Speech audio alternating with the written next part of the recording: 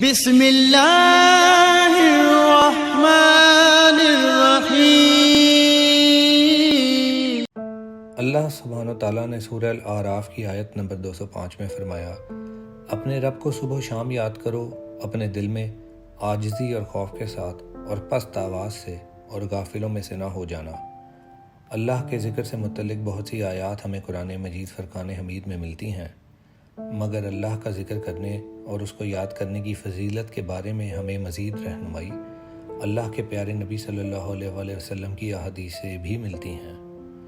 صحیح بخاری کی حدیث نمبر 6407 ہے کہ رسول اللہ صلی اللہ علیہ وآلہ وسلم نے فرمایا، اپنے رب کا ذکر کرنے والا زندہ کی مانند ہے، جبکہ ذکر نہ کرنے والا مردہ کی مانند ہے۔ اللہ کا ذکر کرنے کے جو بنیادی 3 طریقے ہیں، ان میں سے سب سے پہلے تو یہ ہے کہ انسان قرآن مجید کی تلاوت کرے۔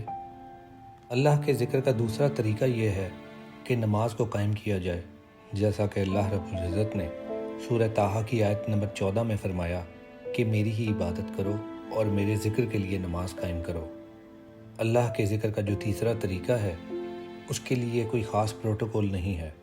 آپ چلتے پھرتے، بیٹھے ہوں یا لیٹے ہوں، ہر حال میں اللہ کو یاد کر سکتے ہیں۔ اس کی نہ تو کوئی ٹائمنگ ہے اور نہ ہی اس کے لیے وضو کی ضرورت ہے، نہ ہی غسل کی، اور نہ ہی کسی خاص حالت میں ہونے کی ضرورت ہے۔ ایسے لوگوں کا تذکرہ اللہ سبحانہ وتعالیٰ نے سورہ آل عمران کی آیت نمبر 191 میں کیا ہے کہ جو لوگ کھڑے بیٹھے اور لیٹے ہر حال میں اللہ کو یاد کرتے ہیں۔ اسی طرح زبان کا ذکر دل کے ذکر سے افضل ہے۔ دل میں بھی ذکر کر سکتے ہیں، مگر زبان کا ذکر اس لیے افضل ہے کیونکہ اس میں زبان بھی شامل حال ہے اور دل بھی۔ سنن ابن ماجہ کی حدیث نمبر 3792 ہے کہ رسول اللہ صلی اللہ علیہ وآلہ وسلم نے فرمایا کہ اللہ تعالیٰ فرماتا ہے، میں اپنے بندے کے ساتھ ہوتا ہوں جب وہ میرا ذکر کرتا ہے اور اس کے ہونٹ میرے ذکر کے ساتھ حرکت کرتے ہیں۔ اسی طرح صحیح مسلم کی حدیث نمبر 2675 میں آتا ہے کہ رسول اللہ صلی اللہ علیہ وآلہ وسلم نے فرمایا کہ اللہ تعالیٰ فرماتا ہے، میرے بارے میں میرا بندہ جو گمان کرتا ہے، میں اس کو پورا کرنے کے لیے اس کے پاس ہوتا ہوں۔ جب وہ مجھے یاد کرتا ہے تو میں اس کے ساتھ ہوتا ہوں۔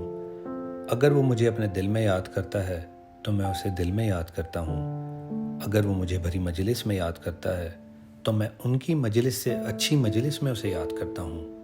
اگر وہ ایک بالشت میرے قریب آتا ہے تو میں ایک ہاتھ اس کے قریب ہو جاتا ہوں، اور اگر وہ ایک ہاتھ میرے قریب آتا ہے تو میں دونوں ہاتھوں کی پوری لمبائی کے برابر اس کے قریب آتا ہوں۔